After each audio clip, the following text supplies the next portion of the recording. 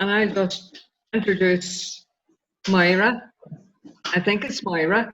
I'm hoping that I've got it right. Máire, Cathmhaoil. My Irish isn't great. You're all right, I Máire. don't know how they say it up in Anna-Great, but I made an attempt. No, that's great.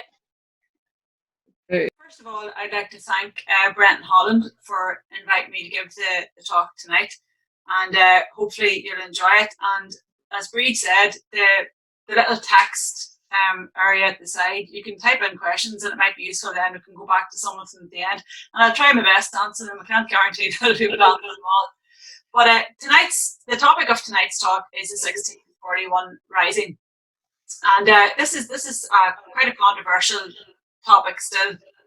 So the 1641 Rising began just over 379 years ago, and yet and all the events of that and what followed have had a profound effect on Irish history, identity and society. As Brendan McCurtain said in his excellent book Ulster 1641, it would be hard to overestimate the significance of the breakdown in Ulster society in 1641 for future relations between the communities on this island. And the effects of the 1641 Rising are still felt keenly today, and nowhere more so than here in the north, because it was Ulster that saw the worst of it. Now, it's very difficult to cover a topic like this in one talk, but tonight I hope to share some of my own research with you. I'll try to give a little context with mention of the events leading up to the Rising, the Confederate Wars, and the coming of Cromwell, as these are crucial towards an understanding of the events in Ulster. Then I'll discuss some of the events of the Rising, referring to two very different historical sources, the depositions and the Cathmhaoil or Friar O'Malley's journal. The both of those gave us very valuable information about this time from two very different perspectives. I would like to briefly look at the use of propaganda, the role of religion, and finally the legacy of 1641. And I think I'm probably being overambitious trying to cover all of this, but sure, I'll do my best. There's a bit of an echo there. Can you all hear me okay? Yeah, great. Yeah, well, that's fine. That's fine. Let's see now. First of all, to look at the depositions. The depositions are a collection of 8,000 witness statements taken during the 1640s and the 1650s, and I'm sure some of you are probably quite familiar with them. If you're not, it's very worthwhile going into that website, and you can access them. They describe the outbreak of the 1641 rebellion in Ireland and quite graphically recount the course of the war and its effect on the Irish countryside. Now, the depositions are quite controversial. They've been described as one of the most sectarian sources in early modern Irish history. They were taken down in the middle of the 1641 rebellion and during the resultant Confederate Wars and Cromwellian conquest of Ireland.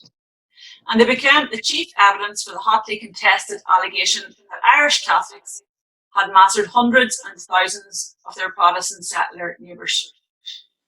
Some Protestant historians pointed to the 1641 depositions as proof of Irish Catholic barbarity. The depositions, however, were largely inaccessible throughout the early modern period, and the collection was eventually deposited in Trinity College Dublin's library 100 years after it in 1741. Despite this, very few historians consulted the collection itself, and they preferred to look at printed and also quite heavily edited versions of the depositions, basically due to the sheer size of the collection. Was absolutely massive. Two attempts were made in the 20th century, once in the 1930s and then again in the 60s, to print the entire collection. But they abandoned these efforts because of the outbreak of sectarian violence in Ulster, and they didn't think it was appropriate to publish at that time. And so they weren't actually published until 2010 by Trinity College Dublin, and along with the University of Aberdeen and Cambridge, and they're published online so that everyone can access them, an absolutely brilliant source. The second source that I'm going to be referring to throughout the talk tonight is Cathmhaoil or Friar O'Malley's journal. And this is a contemporary account of the events of the 1641 rebellion between the years 1641 and 47. And it talks about events that happened in Ulster and in Leinster. Now, it's a very important source because it's the only contemporaneous account that we have written in Irish about the rebellion. It's written in Tyrone Irish, and it gives us a unique insight into the native Irish perspective on the events.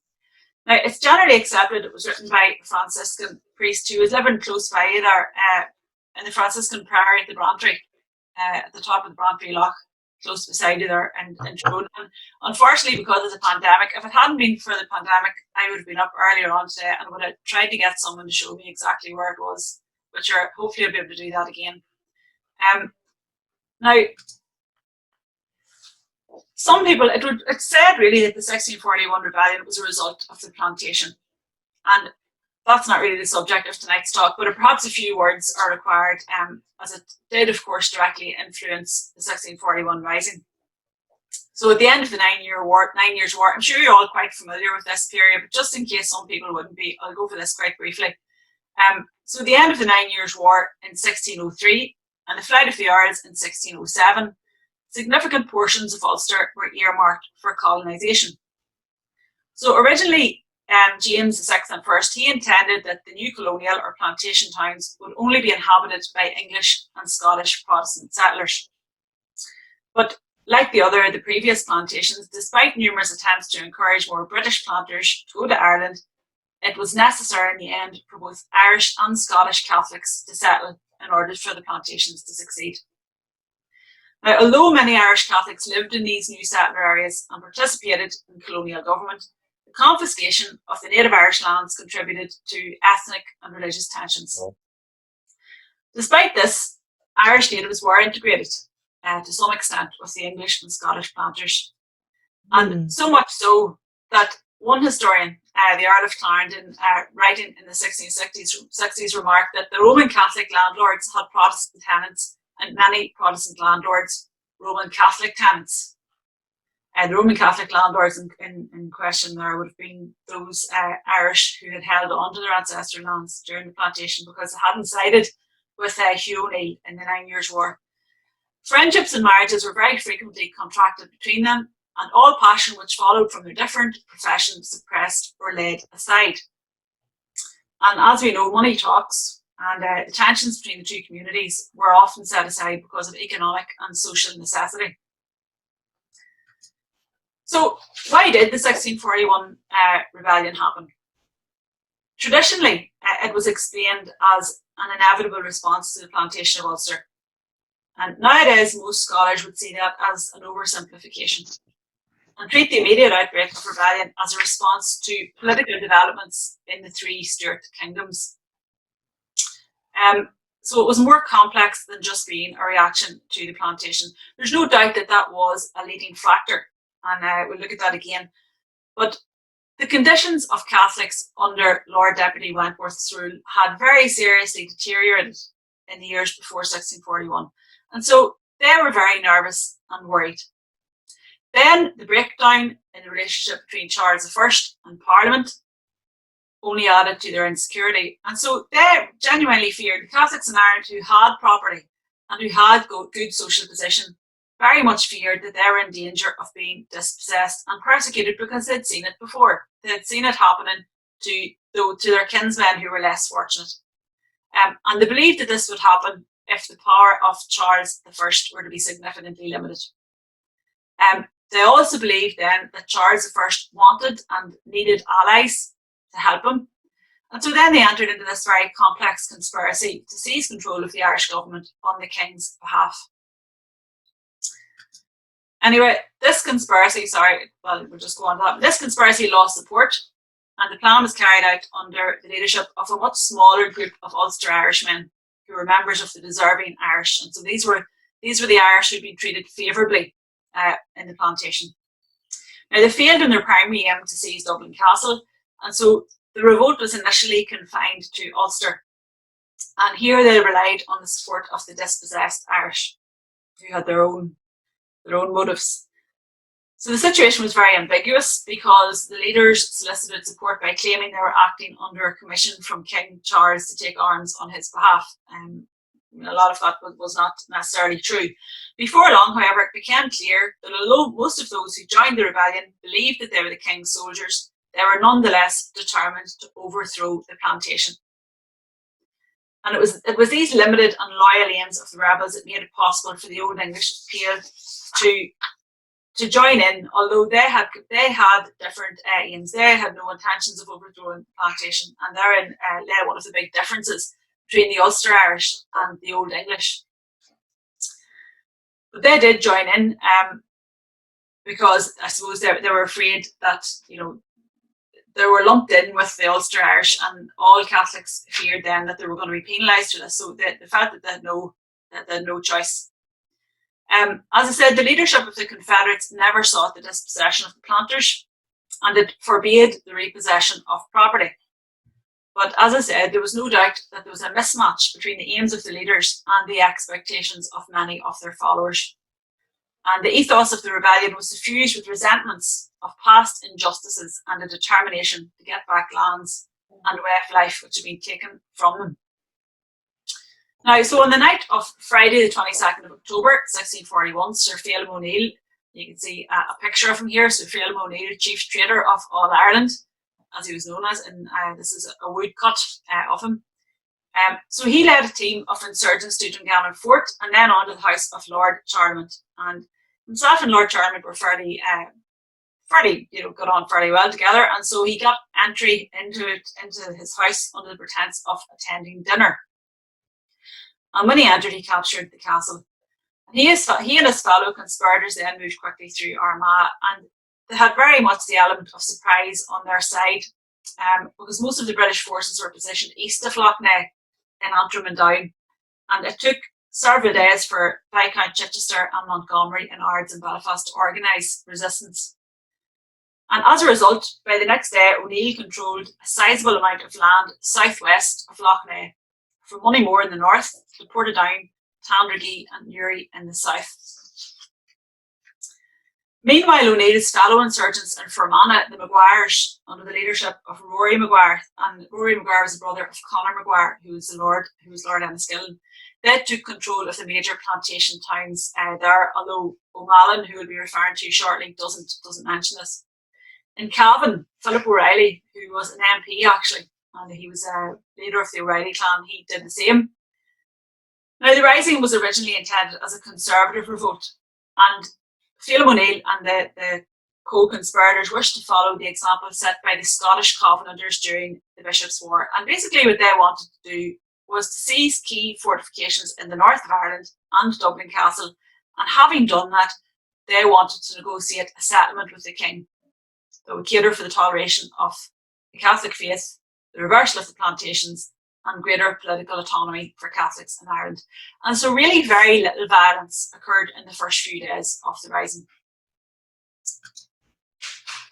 Now, here we have the first page, the first paragraph of the manuscript Cathmhaoil written by Friar Owen. And this is translated this to English because I don't know how many of you will understand 17th century Irish. So here it is in English.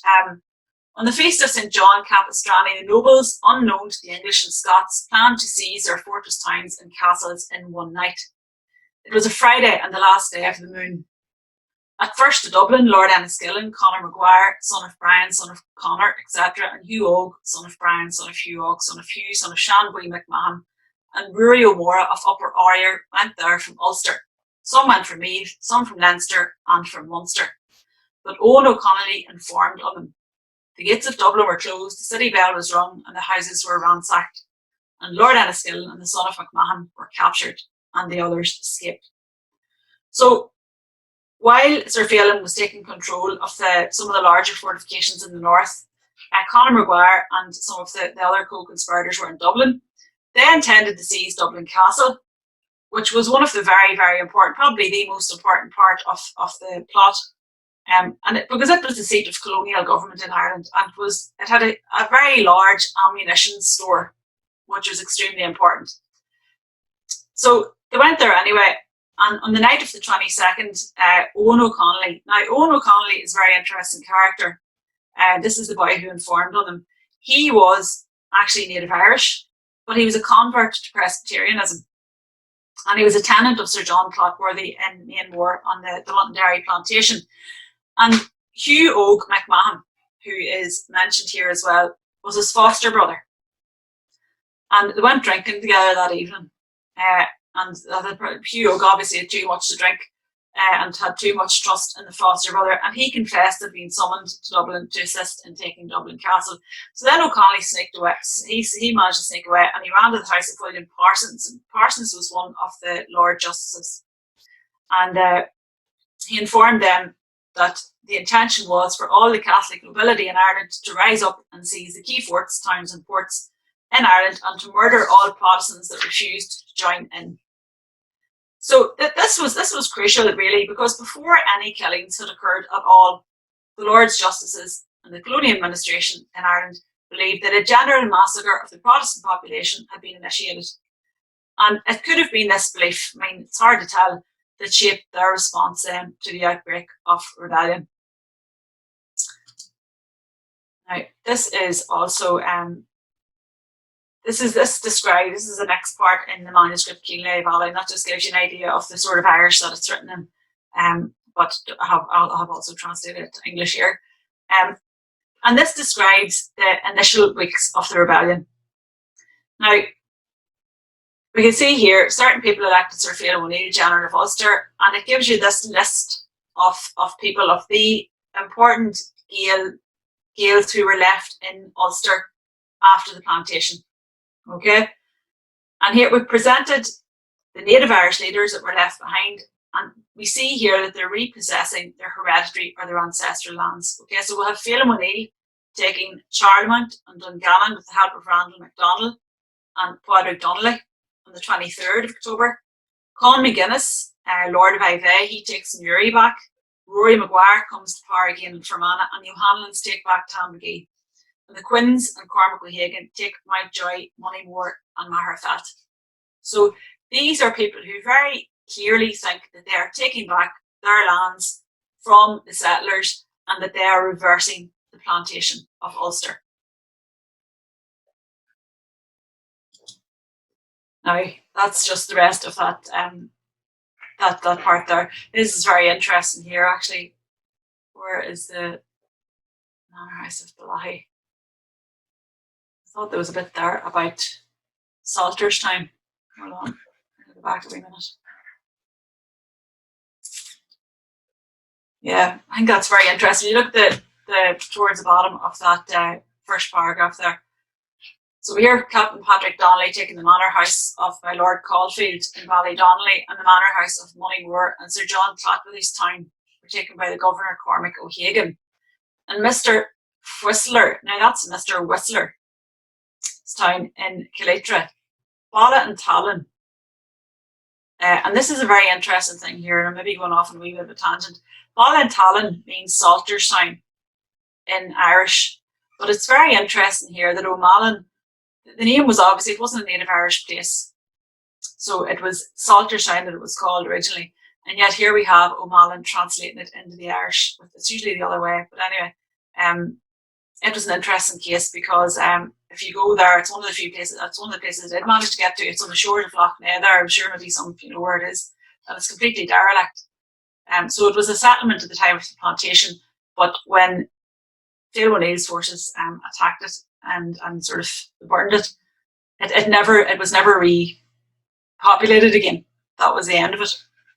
But I just think that's an interesting fact that the Irish at the time, they were translating some of the new plantation towns and names back into Irish again. As I say, it's usually the other way. Now, although Sir Phelim wished to avoid violent conflict, and it's quite clear, this is the proclamation that he made 2 days after he started. This proclamation is to inform all in this country that the present meeting and assembly of the Irish is in no way intended against the king or to hurt any of his subjects, either of the English or Scottish nation, but only for the defence and liberty of ourselves and the natives of the Irish nation. We order all people at once to return to their homes under pain of death, and promise that any hurt done to any person or persons shall be at once repaired. Now, that obviously didn't happen. This was his intention at the start, and then really things got out of control. As the rebellion began to spread through Armagh, Cavan, Fermanagh and Monaghan, members of the lower social orders joined the movement. Now, many of these shared the same religious and financial grievances that O'Neill rebelled against, and their anger and resentment, however, at the plantations was more keenly felt, because they had lost everything.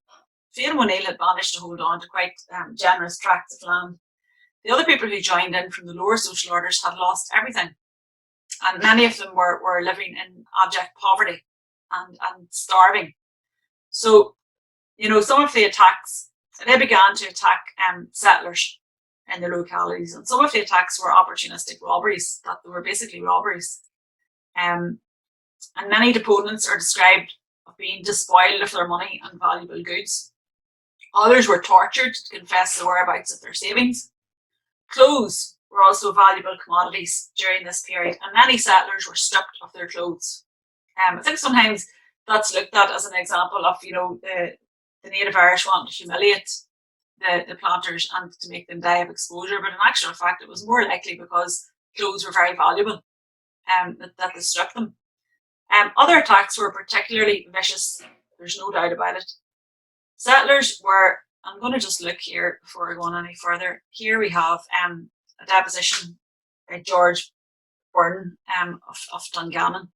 And he, you know, he speaks here about them taking Dungannon. Randall MacDonald, here we see him mentioned here, Padraig Mother O'Donnell of the parish of Donoughmore. And we have here him saying that they came in with a great number of rude and barbarous Irish, invade and forcibly surprise the castle. And he speaks then about the fact that himself and his wife and 2 children weren't allowed to leave. And the damage they've done when those rebels had robbed him of all his goods, and that he attempted to go away with his wife and 2 children, she being great with the child of the third. This deponent and they were enforced to stay by the Saids or Phelim, and this deponent was forced to work for them. And so restrained that he durst not go away for 9 months or thereabouts. During the time of which his abode there, he observed the ensuing passages by or amongst the rebels. And he talks about one Mr. Mather, the minister of Donoughmore, being murdered by one of his own servants. So there's no doubt that there were horrendous acts of violence. You know, there are other depositions. These are just some examples. And as I said, if you go into that website, you can find all sorts of fascinating stuff. He speaks here about Phelim O'Neill, and he says he starts off. This is very interesting. He starts off that he required only liberty of conscience, so basically to practice his Catholicism. But afterwards, as his power, so his demands were multiplied. So as he got more power, he began to look for more. Now, if we go on here, you can see here in these woodcuts that were depicted and were printed and put around London to get support for an army to send over. But settlers were murdered allegedly for their faith. And Catholics did begin to attack symbols of the Protestant faith, such as the Bible and the defaced graveyards. And due to the outbreak of popular violence, many settlers fled to Dublin. And this is where they subsequently deposed before the Deposition Commission. And this is where we get these 8,000 depositions from the settlers who fled to Dublin. Those who could not make the journey fled to nearby forts or castles, and others were taken prisoner. Manus O'Cahan, one of the rebel commanders in County Armagh, imprisoned roughly 100 people in Knockgall. And in early November, he promised to convoy his prisoners to safety in England. And I'll just show you this woodcut, very famous woodcut. As 100 prisoners were marched through Portadown, they were cast over the bridge into the River Bann. And those who tried to swim to safety were allegedly shot or beaten. Now, this atrocity at Portadown is probably the most notorious incident that occurred during the 1641 rebellion and the resultant Confederate Wars. And many deponents heard stories about Portadown. So a lot of the depositions include references to this, not from people who were directly there, but they've heard about this. And the numbers killed varied from 68 to 300. So it's hard to know exactly how many, but probably realistically about 100. Much of the evidence contained in the 1641 depositions about violent events is based on hearsay now, and this is very important, and this is why the depositions are so controversial. Deponents were encouraged to inform the commissioners about anything they had heard as well as witnessed. So a lot of it was hearsay. But it's important to understand that during the early modern period, hearsay evidence was accepted as evidence, as long as it was sourced from people of good repute. So this was put down as evidence. Now, quite often deponents reverted to formulaic expressions of violence, such as, the rebels spared neither age nor sex, man, woman, nor child. And some of the more ritualistic acts of violence were sourced from the Bible. For example, many deponents described that they had heard how rebels attacked pregnant women by ripping the fetuses from their stomachs. Sorry, it's a bit explicit. And although this allegation occurs throughout the depositions, this is like a formulaic thing that occurs throughout the depositions, but there's actually not one deponent who had witnessed this. They've heard about this, so it's it's very difficult to know did that happen or not. And here's a woodcut, for example, that shows them putting pitchforks into children's bellies and throwing them into the water, etc. But again, this is something that was heard, and these woodcuts, were very much used as propaganda as well. And I'll look at that shortly. But the fact that there was a lot of hearsay in the depositions became a central point to some historians' arguments that the depositions were unreliable as a source for the massacre of the settler population in Ireland. I think here we go again, where her money, they're trying to find out where her money lay, and this is probably quite realistic in fairness. They took hot tongs, clapping them to the soles of her feet and to the palms of her hands, so tormented her that with the pain thereof she died. Now, there's no doubt that they did torture people to try and find out where the money was and where their goods were. Now, I think this is very interesting too. I mean, the depositions were not all. This is not one of the depositions that would have been printed for propaganda purposes, because in this deposition, it's very interesting. We're talking about Lieutenant Anthony Stratford, Castle Caulfield, taken prisoner. His wife, children, and family were taken prisoners in his own house by Patrick Donnelly, his near neighbour. And then we go down and we can see they're kept prisoner under strong guard by Sir Phelimy's directions for the space of 9 months, after which time, upon the news of the Scotch army coming thitherwards, the said Donnelly, with the rest being affrighted, fired the castle and town. And so he, this deponent, with 75 souls, took the woods for their shelter, being guided by a gentlewoman of the Donnellys, who forsook all to go with us. And after 3 or 4 days skulking where she led us, she brought us safe to the Lord Viscount of the Ards, his forces. So here we have an example of one of the native Irish helping the settlers to escape and bringing them to safety. Okay, so there's quite a few of these accounts in the depositions, and there's accounts also of cases where Catholic priests helped settlers as well and tried to calm things down. But of course, these depositions didn't make their way into the likes of Temple's book. We'll be looking at that shortly. So, the 1641 rebellion was notorious for the massacres of the Protestant settler population.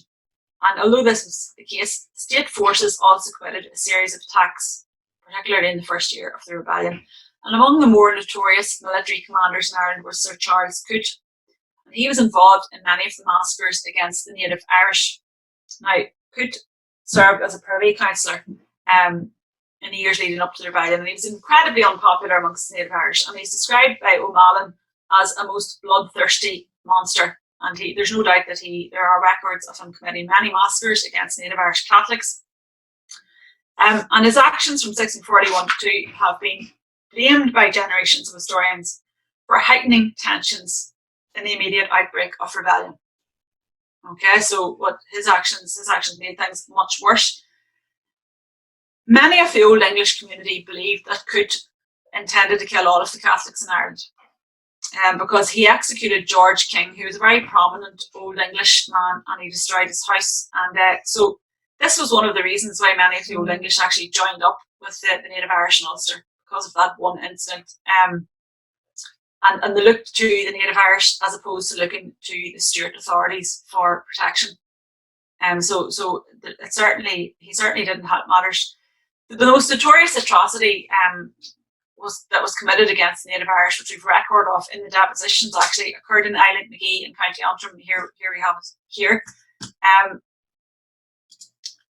And there's some controversy about when this attack occurred. Some people say it occurred before the Portadown massacre, and then most people believe that it occurred after it in January 1642.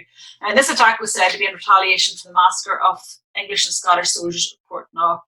And some claim that up to 3,000 people were killed. And I mean, this is a deposition of James Mitchell, and this also shows, I mean, that the settlers and the native Irish were quite close, and it shows that, I mean, they were concerned about each other's welfare. They were cooperating, and you know, that there's a certain sense of community definitely to be seen in this deposition.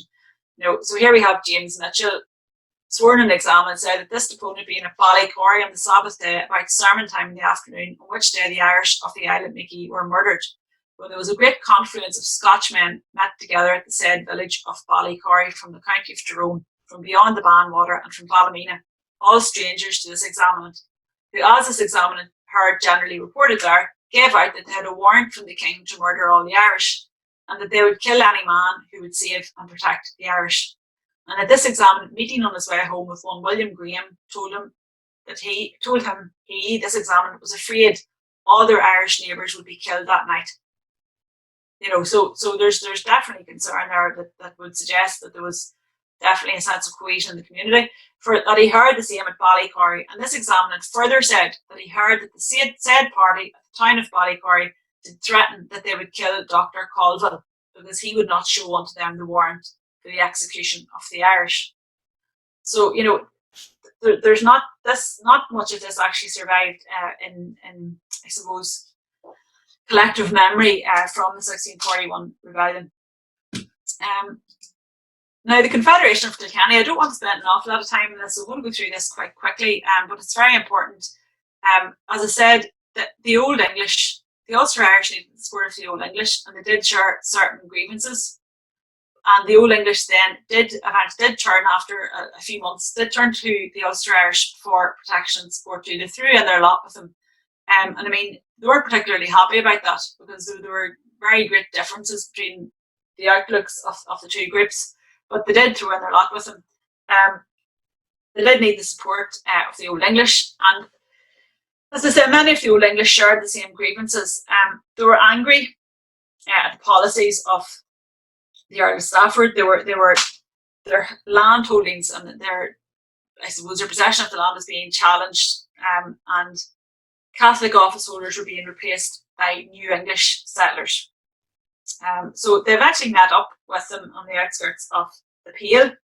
The Old English still remained distressing their loyalty to the king, concerned about the violent nature of the rebellion in the north. And there are a huge amount of documents. I mean, Gilbert's Contemporary History gives us all of these documents. But by June 1642, the native Irish and the Old English had reached a resolution, and they swore an oath of confederation and agreed to locate their headquarters at Kilkenny. So their shared Catholicism and their horror at the reaction of the Lord Justices, who were blaming all Irish Catholics for the rebellion, meant that they really felt they had no choice.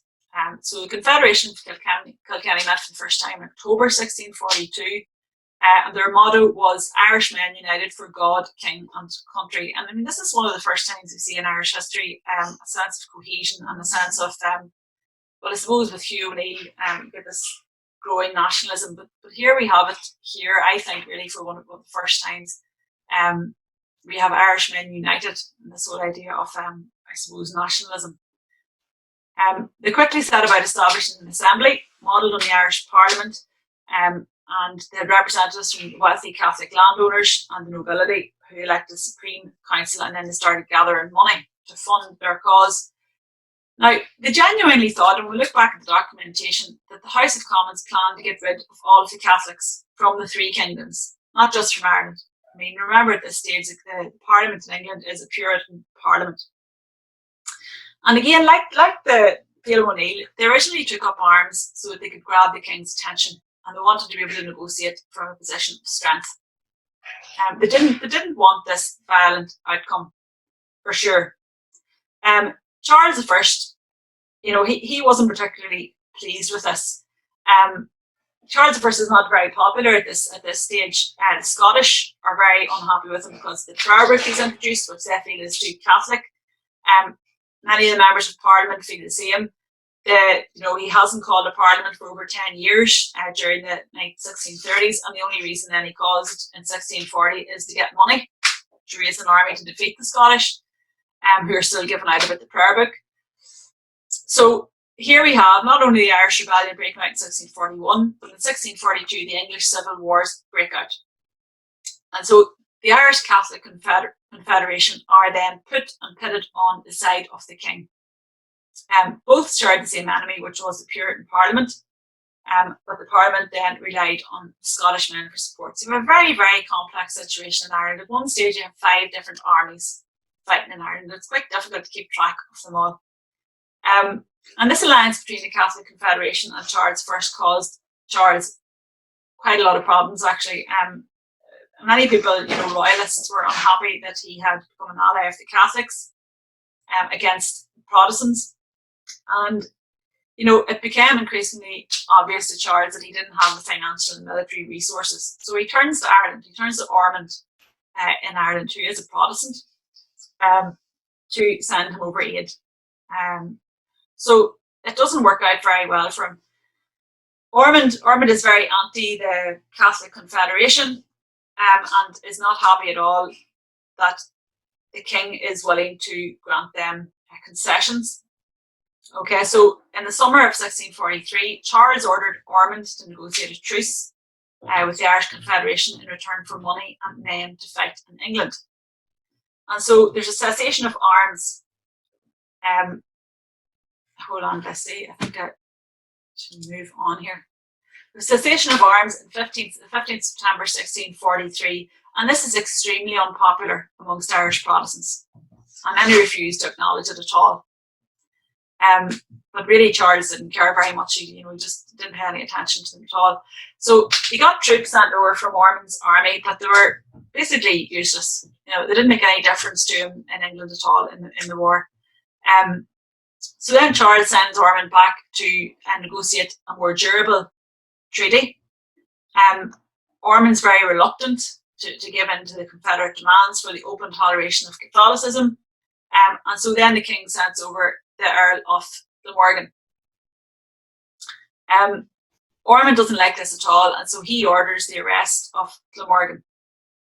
And he negotiates another deal with the Catholic Confederation. It's very complex. He negotiates this deal in 1646, and it doesn't give them the same concessions at all. And all the Catholics stand again now are promises of toleration in the future. So it's much, much reduced from the deal that they were going to be getting, that Charles originally wished to give them. Ormond refused to repeal Poyning's law, which meant that the English Parliament could veto laws passed in the Irish House of Commons. He refused to reverse the plantations, and he refused the reorganisation of the Irish Parliament to favour a Catholic majority. So Glamorgan had promised them full toleration, and Ormond's refusal caused an awful lot of disunity in the Confederation. And nevertheless, they pushed through the Ormond Peace, which was signed in 1646.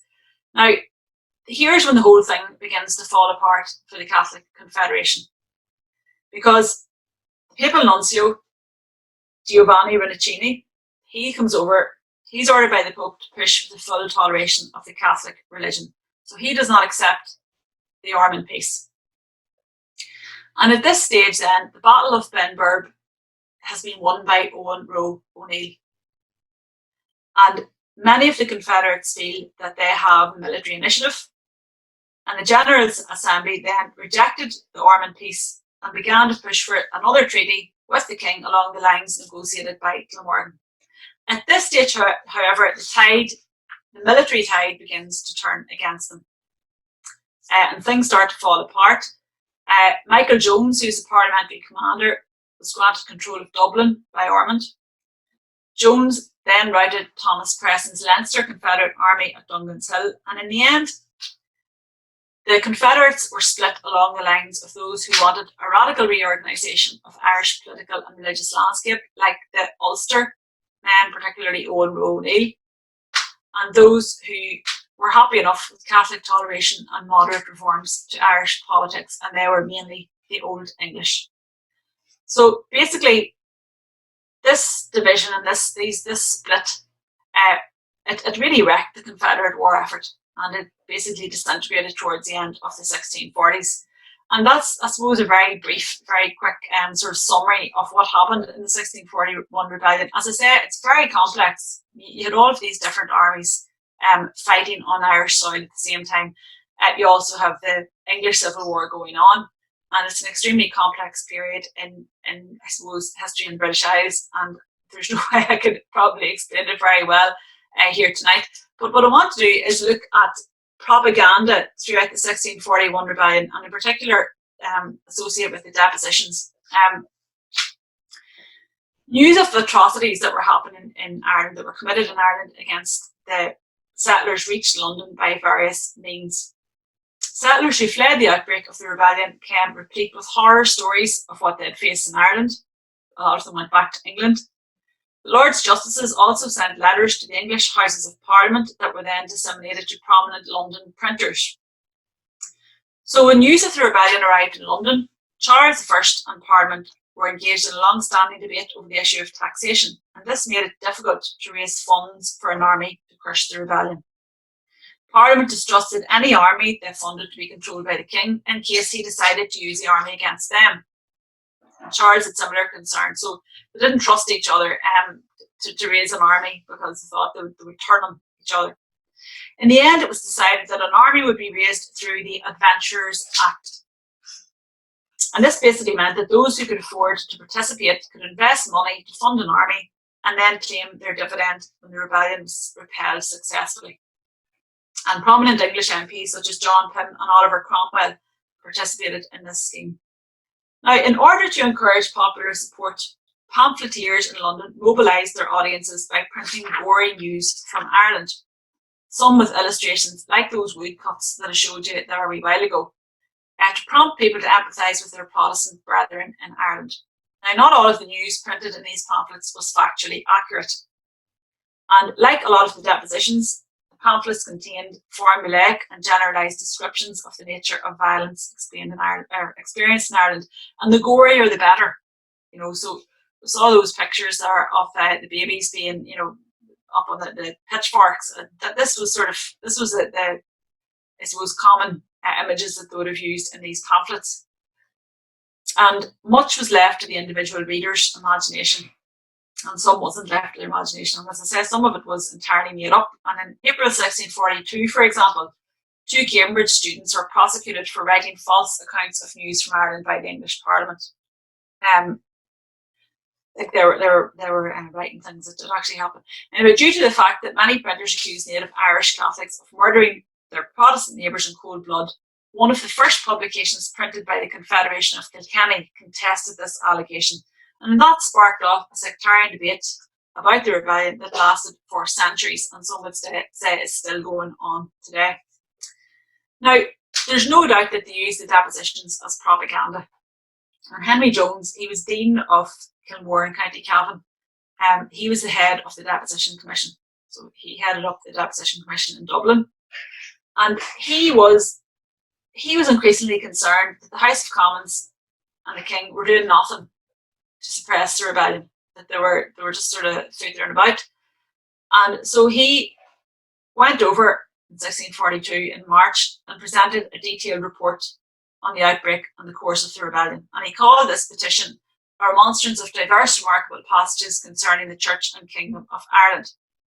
Okay, so this was a 12-page report and 68 pages of edited depositions to substantiate this argument. Now, because he was a clergyman himself, he wanted to portray ministers as the main targets of the rebels and present the situation in Ireland in the worst possible light, because remember, he wanted Parliament to get an army together quickly and go over and suppress it. So there was an awful urgency about this. And so obviously he wants to make it appear as bad as possible. And any instances where native Irish helped the opponents were edited out. And it's funny because he was very reluctant, and he didn't include any instances in the depositions where settlers converted to Catholicism to save their lives, because that happened. And he wanted to represent it as a spontaneous, coordinated, and nationwide revolt against the Protestant faith. And he edited out dates on which the attacks occurred. And so he created the impression that the 23rd of October 1641 sparked off a widespread assault, which actually wasn't what happened. It was much more gradual than that. He mentioned that the Pope had allegedly granted plenary indulgence for all sins committed against Protestants. And so he reinforced perceptions in London that this was an opportunistic sectarian assault.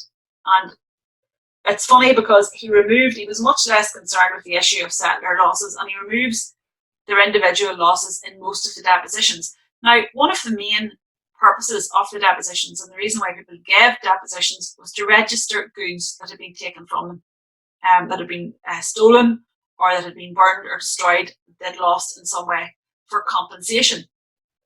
And yet Temple removes all of that. So it's very, very much propaganda. So the House of Commons ordered that Jones's remonstrance was to be published immediately. So they published this immediately, and for a number of reasons. Because it provided proof of the barbarity of the Irish Catholics and that they intended to massacre the Protestant population there. It also suggested that many of the rebels claimed to be fighting for the king, which was very much in Parliament's interest. So this, really emboldened them in their struggle with Charles I, because the remonstrance, this document that Temple wrote, confirmed their suspicions that the king supported the rebellion in Ireland. So it was a great sort of proof for them. Now, I just want to show you a few slides here, because that's quite heavy. So when we look at the depositions, and we're not saying that they're all propaganda at all, or that they're false. And they give us some very, very, very valuable information. They're an extremely valuable source. And if we look at them beside O'Malley, we can see that some of the same things are reported. Now, obviously, they have their own slant on it. So here we have a record of a loft in Dungannon during Mass falling down. So if we look here, about the first or second week of Lent, next after the same rebellion began, this deponent, many of the other English Protestants that were there, were forced to go into the sessions house at Dungannon amongst a multitude of the Irish rebels, when and where they were constrained to hear a sermon preached by an Irish friar who took his text out of the story of Judith, how she cut off Holofernes' head, relating how she, by fasting and prayer, prevailed so as she had at liberty to cut off its head. Okay, so then part of the floors of the upper chamber where they were fell down with a great number of the rebels. Many were then and there slain by the fall, and others so bruised that they died quickly after. Howbeit the mercy and providence of God was such that neither this deponent nor any other of the English received any hurt at all, nor fell down with the rest. And the friar that preached, catching hold of a rail that was nailed close to the wall, hung there by the arms, and with much difficulty escaped. Okay, so it's very interesting that O'Malley has the same, he talks about the same thing. His is much shorter.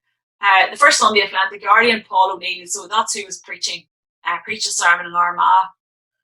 Sorry, the deponents were actually taken from Dungannon, excuse me, and the sermon was in Armagh.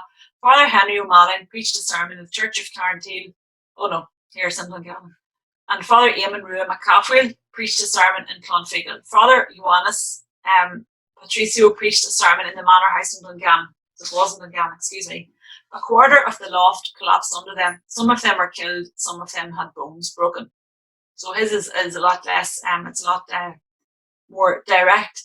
But it does show us that these are bona fide sources, that they were telling the truth, and there's great comparisons to be made between them. What else do the depositions tell us? They give us, let me see, where am I here? Great detail. This is a deposition of Elizabeth Stewart. Great detail about the people involved, and the names. And here we have a very interesting part. I'm not going to go into it because I don't really have time. Very, very, a huge amount of detail here said Owen O'Donnelly, they were taking them up to, seems like a waterfall.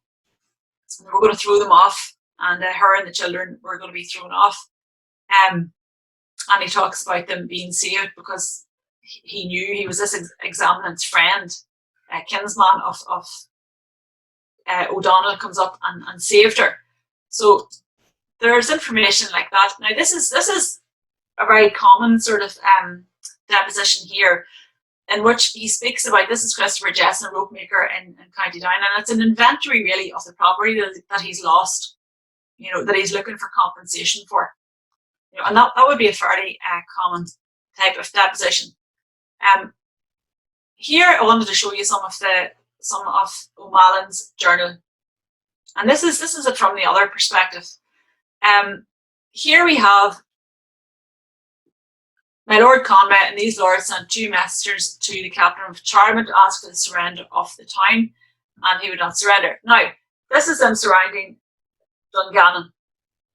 Okay, the wardens surrendered the town, namely Nicholas O'Macan, Padraig McManus, Lawrence O'Cullen, and the others who were shackled and fettered together in the town. They handed Captain Cullen over to my Lord Conway, and himself and his son were hanged along with a brother of the Order of St. Dominic. They left their wardens, that is a troop of cavalry and soldiers in Dungannon. The lords and the hosts returned to Charlemagne, and they besieged it for a whole 3 days. They thought they would take it as they took Dungannon. They raised the siege and took herds from Ebwy, Machacalby. They killed old people, women and children, and they arrested the good priest and skillful preacher and chorister Seamus O'Fallaghan and Hugo Quinn. They would have been spared had they renounced their religion. They were gibbeted. And here we then have, because things are really starting to go wrong for Phelim O'Neill, and it looks like all hope is lost. And then we have the letters of Owen O'Neill. This is Owen Rowe, son of Art, son of Fard Dora, came to the General of Ulster, which is Phelim O'Neill, explaining that he should meet him at Doe Castle. And 3,000 went to meet him on the 18th. But we can see here that, these atrocities were committed on both sides. There's no doubt about it. And here we have more examples in O'Malley. He killed the parish priest of Mahara and his brother and some others. Then we speaks here. This is very interesting. I included this because it's very interesting to me that about obviously there was a lot of what's the word, Chanis. There was tension between the English and the Scottish. So here we have them. These lords went to Oriel because they did not like the Tyrone people. Look at that. They made camp in Monaghan. They sent out their people to collect spoils, and Lord Moore and the English got plenty of spoils. The method of dividing the spoils was that each, Scots and English, would alternately take a full field of cattle, and the Scots used to pack the cows into their own fields, and the English did not like that. That's a very interesting one. Yeah, so there's other ones. Kildare. Okay. Yeah, here we have, I thought this was interesting because there was a lot made, I suppose, of the fact that the native Irish stripped the settlers. And yet here we have an instance too where the English, the Coleraine troops can come upon Cormac O'Neill, son of Phelim O'Grala, and they robbed and killed his people, Clan William. They went from there to Loch-in-Sholin, to Moneymore, Loch-in-Sholin, I'm not sure how to pronounce that, and to Moneymore until the two forces were near each other. They collected a great deal of plunder, and the Craits fled to Dungannon after many were stripped. Now the Craits are those native Irish who followed around the Ulster army, and that basically for protection. So here we have them stripped as well. Now again, it's hard to be sure, was that done so that they would die of exposure, or was just because they wanted the clothes because they were worth money, And here we have a very interesting account of the Battle of Clones. And it looks like O'Malley was there at the time. And here we have mention of the Craits again, who were just native Irish, a lot of them women and children. We all fled from that terrible battle. The poor Craits were left behind. The enemy took what they wanted of them. Those that escaped scattered south, north, east, west. Cormac O'Hagan, son of Owen, was killed there. Alas, alas, a sorry affair. And Sir Phelim in Kilkenny at the time. So Sir Phelim was obviously down to the Confederation in Kilkenny. Some of us fled to Breffni, to County Armagh, to County Tyrone, to County Louth. The general returned to Trua. That's the general at this stage now is Owen Rowe. The second night in Brantry, in the Friary at Gort Tamlach na Muck. He left there early. The Scots came to Brantry on Thursday, to be precise. They burned the Franciscan Friary, and a great number of people were killed. Okay. Now, so that just gives us a taste of, I suppose, the two sources, two great sources for this period, two very different perspectives. Now I want to just quickly, and I'm just looking at time here to have what am I like for time? I'm not going to keep you too much longer. Religion was obviously an extremely important element of early modern Irish life, and both Catholics and Protestants believed that the hand of God directly influenced every aspect of their existence. Okay, it was a pivotal cause, there's no doubt, of the 1641 rebellion. A lot of Catholics feared for their salvation because they were, under a heretical king, and they also feared for their physical, I suppose, safety. Many of the deponents who gave depositions believed that religion was the sole cause of rebellion. And I suppose that was exacerbated on both sides. A lot of the 1640s propaganda, Protestant propaganda, called for vengeance against the Irish Catholics. Oliver Cromwell then came, I'm just looking here, I'm sort of trying to get this shortened up. It was rumoured that the Pope had granted an indulgence to the native Irish that exonerated from all sins committed against Protestants, and there was also an awful lot in the depositions about priests encouraging people to join in the rebellion. Throughout the 40s, Protestant propaganda called for vengeance. Now, this is interesting. They accused Irish Catholics of murdering 154,000 Protestant settlers in Ulster. And this figure came from the deposition of Robert Maxwell, who was the rector of Tynan in Armagh. And he reports this because he says that he overheard two priests discussing how many people had been murdered. And this was the figure that they used. And again, this was leaked to the Lords Justices, who told the House of Commons, who then decided to use this figure. And then, a lot of them called then for to kill double what the native Irish had killed. Okay. And then we have Oliver Cromwell coming over with the new model army to bring an end to the insurrection and to crush any support for Charles II to become king. And the very famous, I suppose, massacre, some would call it massacre, some would call it a victory, at Drogheda. But needless to say, Drogheda becomes the Irish Catholic equivalent of the 1641 rebellion. And it's remember Drogheda. And many civilians and all of the Catholic priests are killed. And Cromwell uses the 1641, the massacres in the north, and he says that his actions are the righteous judgment of God upon these barbarous wretches who have imbrued their hands in so much innocent blood. Okay, so the 1640s were probably one of the most controversial decades in Irish history. And there's been an awful lot of polarisation, even amongst historians, about the nature and the extent of the violence used at the time. Either way, by the time it's over and the Cromwellian Wars over 1653, the human cost is enormous. And within 4 years, 1649 to 1653, 1/4 of the population have died from war, plague and famine. So there's about 500,000 out of about 2 million people in Ireland at the time. About 500,000 of them have died within those 4 years. And that doesn't even include those who were killed in the 1640s, because we don't really know how many people were killed in the 1640s. So in terms of human cost, this is a worse disaster than the famine. And then the Act of Settlement that came in 1652 ensured that many Catholics lost their land, and it provided the basis for the Protestant landowning class that dominated the country for the next 250 years. And of course, thousands of Irish were sent to the West Indies as indentured servants. Now, the legacy of 1641, this is the last slide, you'll probably be glad to know.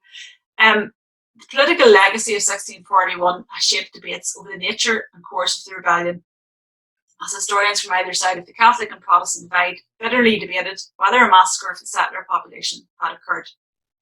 Now, the massacres of the Catholic population weren't even part of the equation, because there were next to no official records of them. And indeed, the number of native Ulster Irish who were killed and died during this time has very rarely been discussed. And that's probably largely due to the fact that we have very few written sources from this time. And as I say, King Lady Ballin is one of the few written sources that we have, and it doesn't really specify numbers. of people killed. So this aspect of the human cost of the conflict has largely been eclipsed by the discussion on the massacre of English and Scottish planters. And now much controversy focused on the numbers killed during the rebellion, and they returned to the figures spouted by Maxwell and other authors. Now, John Milton said that over 600,000 Protestants had been murdered during the 1640s. Now, this figure was over 4 times the number that were there in the first place. So it just goes to show us how these figures have been, I suppose it would have been made up, but certainly used for political and sectarian reasons over the following centuries to exacerbate sectarian tensions in a lot of cases. So a lot of historians then disagreed, and most historians would agree now that the figure is closer to about between 4,000 and 12,000. The rebellion provided Parliament the justification for the Adventurers Act, and this was the act passed, remember, in 1642 to raise money for the army, and those who invested were rewarded with lands in Ireland. It wasn't until 1652 that they started to deal with that and started to pay the investors. But as a result, Irish Catholic lands in Ulster, Leinster and Munster were seized by the state to pay adventurers and soldiers who had fought in Ireland. Now, later Catholic historians argued that the rebellion was immediately seen as an opportunity for Protestants to make vast profits on land speculation at the expense of Irish and Old English Catholics. They claimed that the 1641 rebellion was used as justification for the enactment of various anti-Catholic laws, and that memories of Catholic barbarity in 1641 legitimated the Cromwellian plantation and the penal laws. And that's really the end of the talk, apart from the fact that I think there is a huge need for further research and for further discussion on this topic. I think it's Brendan had suggested earlier, if you can put up your hand or whatever, make yourself known if you want to ask more a question about our presentation this evening. Go on ahead. Hopefully the rest of these will all start come online. Brendan, where you go? I just want to thank Máire for her explanation of a very, very complex string of events over perhaps 10, 12 years. Nothing is ever as simple as people would suggest.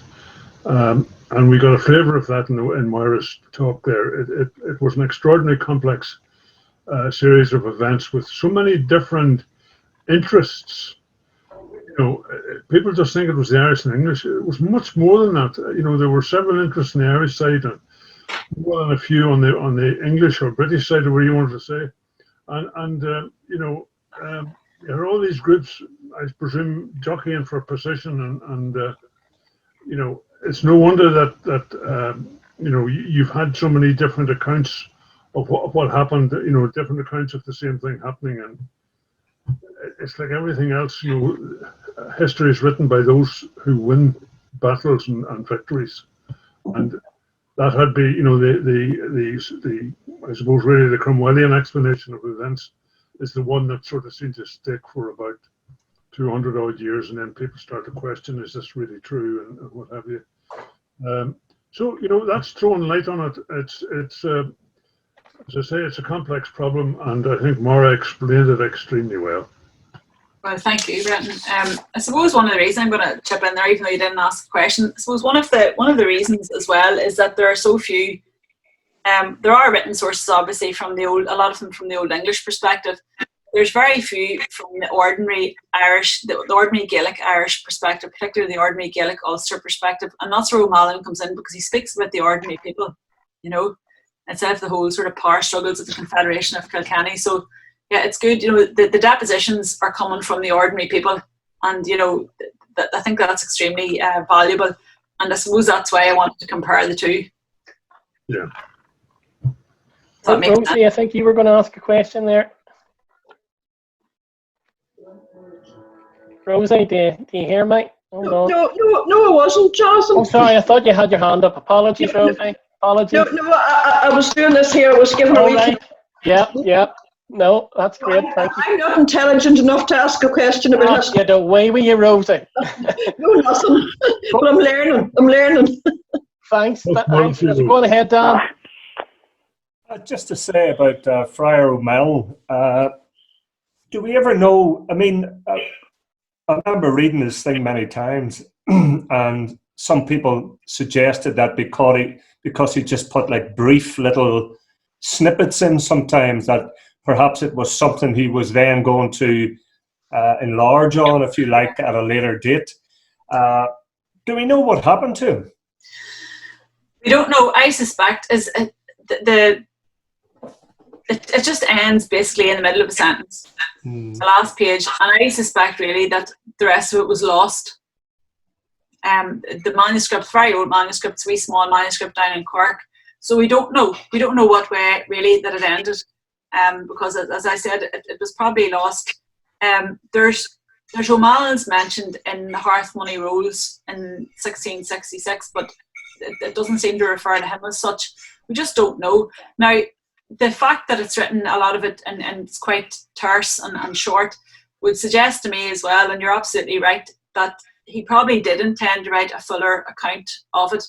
Now, the fact that he was a Franciscan too, I mean, we can see this journal as being really sort of continuity and continuation of the annals of the Four Masters, and there was that Franciscan tradition of writing down history, you know. And so I certainly think he could well have been, it says at the start of that he was told to keep a journal of this, to write a history for it. So for sure, I think that that's what he intended to do. But unfortunately, it seems that the rest of it is lost, and that he never actually managed to do that. Whether or not he was killed, who knows? Thanks, and thank you for your talk. It was fantastic. Oh, thank you. It's a very sort of a complex area, but I hope it didn't overcomplicate it. Yeah, just a wee word on crates. Were they the people that sort of looked after cattle and stuff? They basically were the people who, they would have had their cattle with them, and they would have had their whole families. They were basically the dispossessed Irish, but nowhere else to go. And sure, the place was like they followed the policy of scorched earth policy, and sure, there was nowhere even for the cattle to graze. There was nowhere for them to live, so they followed the armies round. So You have your hand up there. Sorry, Máire. Yes, Jonathan. No, I'm just interested in the population. It's one thing that fascinates me about all these episodes in history, you know, and how they work out, what the population was. So, could Máire give an idea of where she would have got her population numbers from? Like that, I most likely got a population number from other. I'm not sure exactly where I got that. Really one of the, I can't answer your question.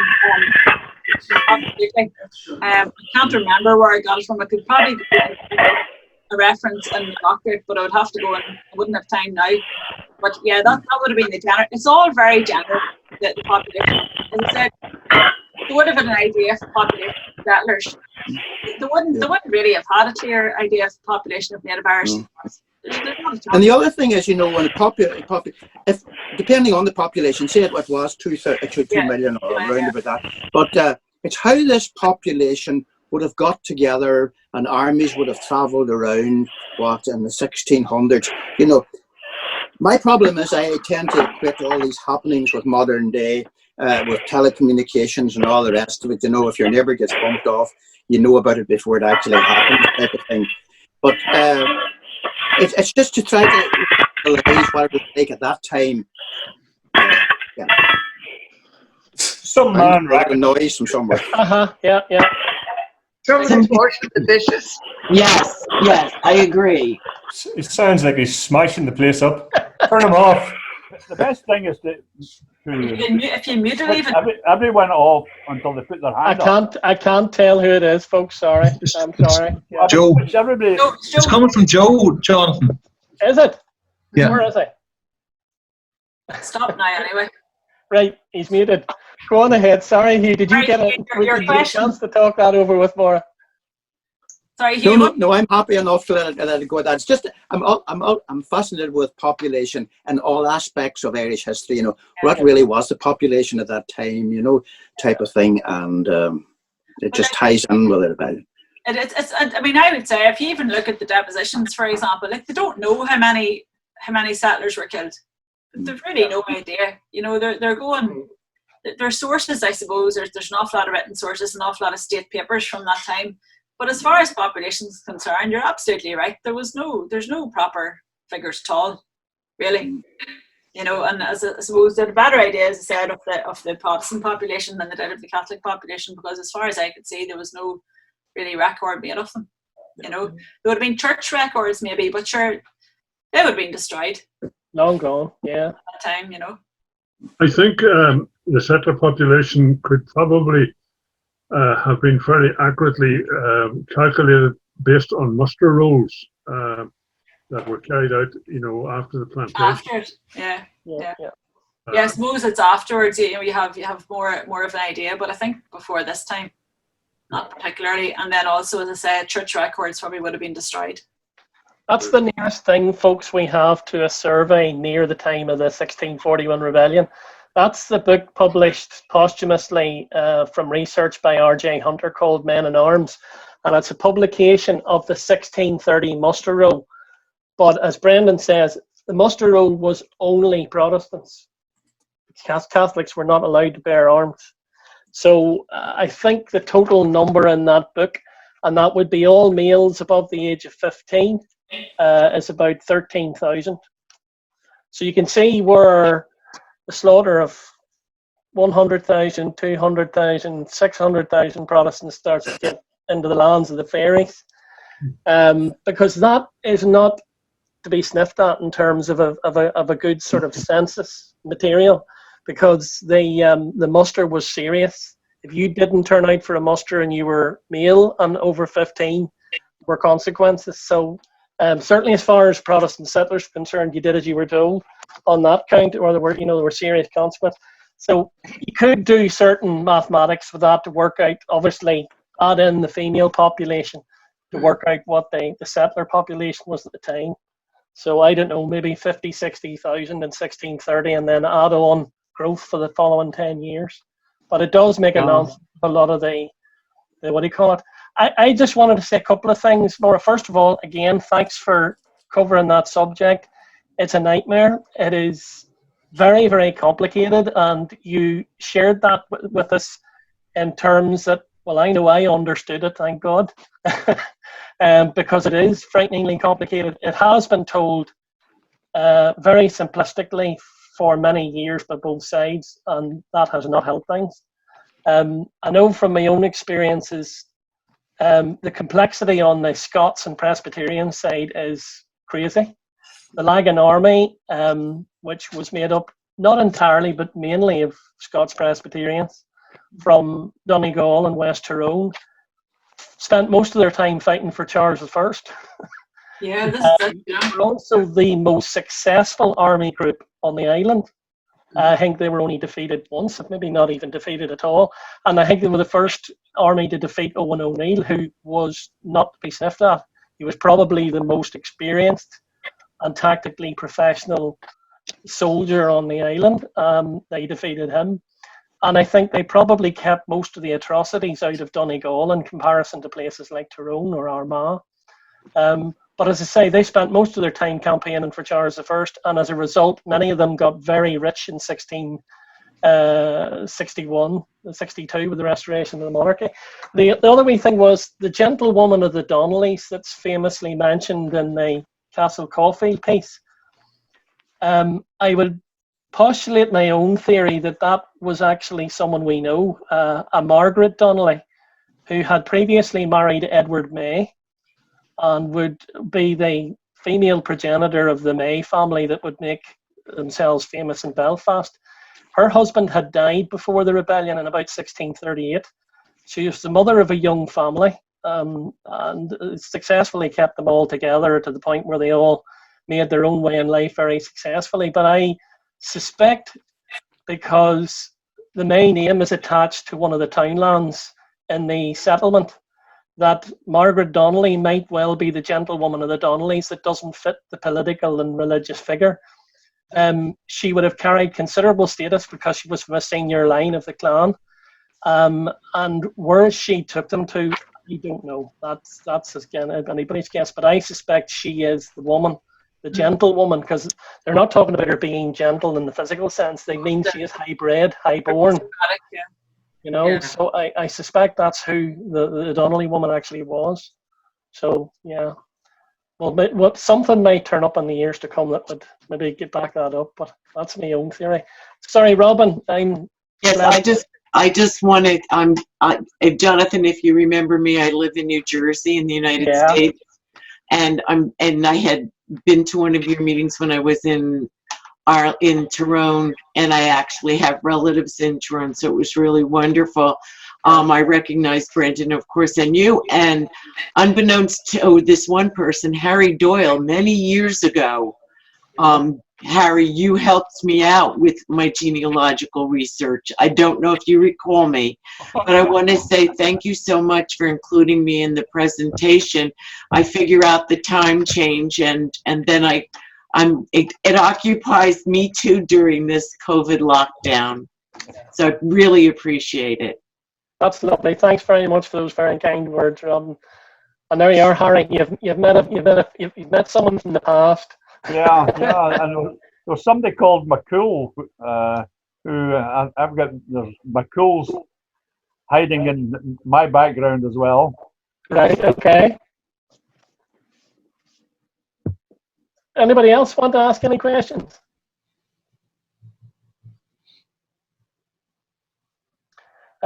Just a couple of wee things just coming through in the chat, Maura, from Eileen and Marie, just thanking you for a very interesting talk.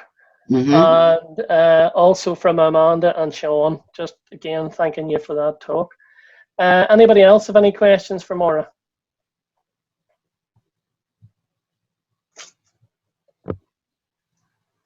Well, that's very good.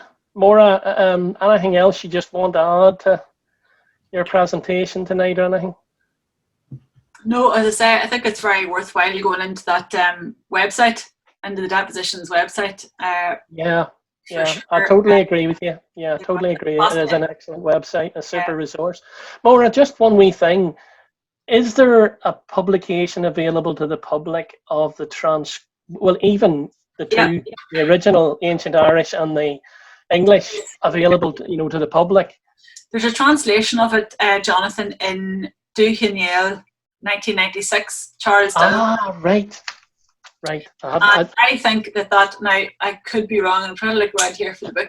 I think that was republished in Tyrone History and Society. I think you're right. Yeah, I wondered about that. What I was going to say to you folks, if you're interested in seeing that, try and get the hold of the Cathmhaoil for 1996, because the current value of Tyrone History and Society, published in 2000, is £200. No way. So good luck. You'll find it in all the libraries when we're allowed out of lockdown, but good luck with trying to buy one. They're like hen's teeth.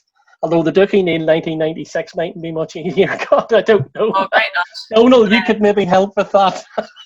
The man who'd know that was here a while ago and he's disappeared, but maybe anticipated that question. Yeah, that's what he was thinking. He's going to get an avalanche of requests for Cathmhaoil 96. That's good to know, because I think it's worthwhile for anybody who wants to study local history in that time period to look at those, because I would totally agree that very, very important manuscript, very important in all the historical senses. So, okay, folks, I'm going to pass over Breege, or is Richard about? And I don't know where Richard made it tonight or not, Breege. No, I don't see him on. Aye, well, I'm going to hand it over to you, Breege, to do the farewells. Yes, well, first and foremost, I would like to thank Máire for her very, it was a very intensive subject to deal with, and you handled it very, very well. You put it across to us in great simplicity. Yeah. And I think it encourages more of us to get involved and to look back and to study back into those periods. I myself hadn't, so I had no knowledge of it. And thank you very, very much for your talk tonight. And to everyone else who has joined us, thank you all for coming along, and I hope to see you all back at the next, at our next session.